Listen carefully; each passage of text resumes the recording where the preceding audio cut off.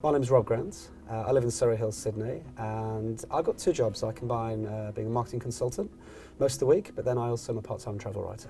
Well, before I did the course with the Australian Writers Centre, I was working in a 9-to-5 job, corporate office job, doing okay and certainly happy, but it ultimately wasn't that fulfilling for me. I think I've always been intrigued by the idea of travel writing, so when I heard about the course, as a veteran traveller and someone with a fascination of words, it just sounded something I wanted to know more about.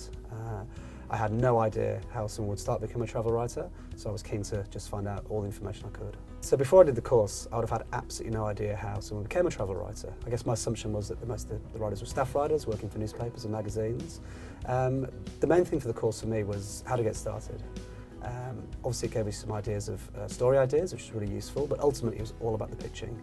Advice from a seasoned professional about how to get in through editors, what to say, the right way to go about things was just invaluable. There's no way I'd have worked that out for myself. Well, my first gig was fantastic. It was part hard work, part the training I had from the course, but there was a lot of luck involved there. I was published in the Week in Australian. It was a story about my home county, North Yorkshire in England, which I'm very proud of. And it was published on my birthday, so that was a great one for me, the family and all my friends concerned.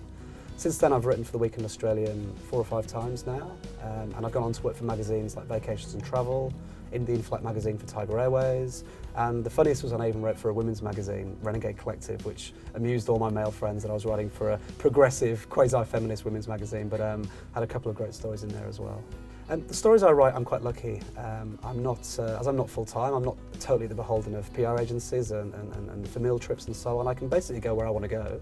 Always look for something interesting, something quirky, niche, something that involves great characters and stories, and then I can write about it. So hopefully editors appreciate that someone's here going out to destinations a bit off the beaten track and doing things a little bit alternative, and it can break up some of the content they have in their normal day-to-day publications. So the way I work is I probably go on 4 or 5 trips a year, not as many as a real full-time travel writer, but probably a few more than your average person taking holidays.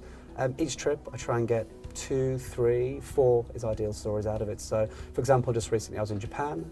I was there for 10 days with my partner, so it was a lot of just general holidaying and travelling, but also managed to get 4 stories out there in 4 different publications. So for me, that's a good result.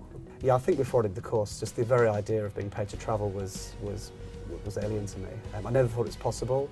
I thought the money would be so little it'd be hardly worth doing. But now it's provided an interesting little sideline for me. So it's just fantastic now that when I do my tax return at the end of the year, I'm actually listing out earnings that I've earned from travel writing. It's quite a thrill. Well, for me, it's not all about the money, but it's certainly a nice bonus.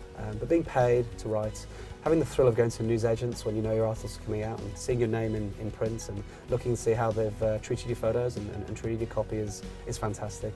I still love sending the articles to my family, and I certainly love telling people that I'm a travel writer.